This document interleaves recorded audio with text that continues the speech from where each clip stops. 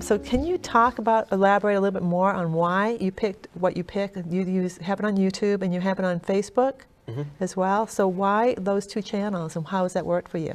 So each one kind of has their benefits, I guess you could say. The thing I like about YouTube is you can subscribe to it. You can get those direct notifications when something's posted. Right.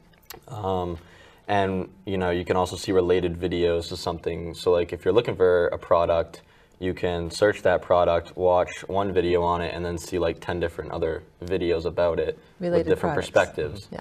So it really just helps you like, solidify, do you want to buy that product, or maybe it's not the one for you based off what you've just watched. And YouTube just Facebook, kind of seems more like the people like going to work, on the go, like just quickly gonna watch it, take in some information while they're sitting in traffic or at the office on break or something. So that's kind of the traffic that we are seeing from Facebook. So that's why I put on both platforms. Do you advertise on either one of those platforms with your videos, or are you just doing regular posts? Regular posts, we have done advertising. Okay. And it's been pretty successful. Oh, good. So. It has been successful, but just to chime into that, I've always thought when I go on YouTube, I really dislike watching that 10-second ad before the actual video starts. Right. I'm just not a fan of that.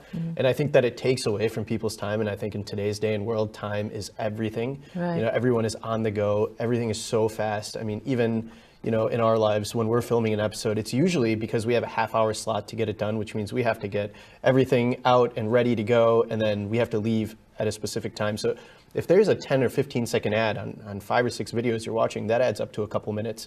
And so moving forward, what we've done is kind of remove the monetization portion of it, just so people can click on our episode and just watch the episode and not have to sit through that 30-second ad or something like that. So just kind of getting consumers direct to what they want to see. Yeah, I think that's a key point. So your problem, what you're trying to really do when you started this whole mission is just to reach out to people and educate them. Absolutely, and educate ourselves. Right. In the mix, yeah. And then you were documenting what you were learning as well. Yeah, and that's the thing is now you're documenting, what you've been doing every single day and what you're going through and your struggles, and then even what's fun and even what, So it's a cool thing to look back on, hopefully in 10 years, where it's like, oh, cool. Kyle and I did these wine videos, and yeah.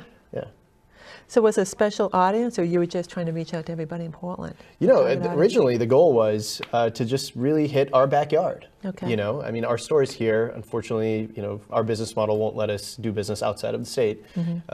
So to hit people in Portland and the surrounding areas was the model. Surprisingly, it never worked that way. It went the other way. There's people from outside of Portland watching the show with fewer people in Portland watching the show. So it's funny how that works. That's the thing about social media is you can't really control how far it travels, but it's not a bad thing because the world's so connected these days. Absolutely. So it can actually do a full circle and come right on back to Portland. What have been the results? And you talked about it a little bit earlier, Sam, but can you dig a little bit deeper on some of the results that you've seen? Absolutely. So, when we first started the show, nothing really happens as you plan right away. We were really fortunate that after 3 or 4 episodes, we were having fun doing this, and we still are having a lot of fun doing this. And, I think when you're doing it for the right reasons, the results just naturally come. Right. And so, we've had tons of people email us from all around the country and a few people outside of the country, which was really mind-blowing. Like, hey, cool show, or maybe you should try this next time. And so we also are very open to criticism. We want to know what we did wrong, or so we've seen a lot of things that way. And then as far as sales go, our goal wasn't ever really to try to do this to sell anything. Our goal was to kind of do this to just document something, which would be fun.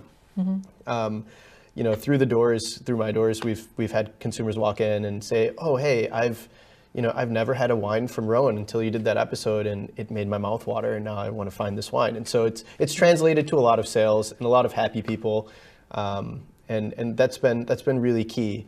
And the other cool thing is that Kyle and I are both travel enthusiasts, so we kind of want to go out and see the world. And I think wine is that one particular thing that you can kind of see the whole world with.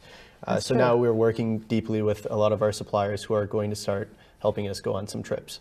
And next year we have a trip to Spain planned and we're going to go and document there. Oh, that would be So, cool. Yeah. So you can take your followers on a trip as well. Absolutely, yeah. So, I mean, that would be the ideal situation, yes.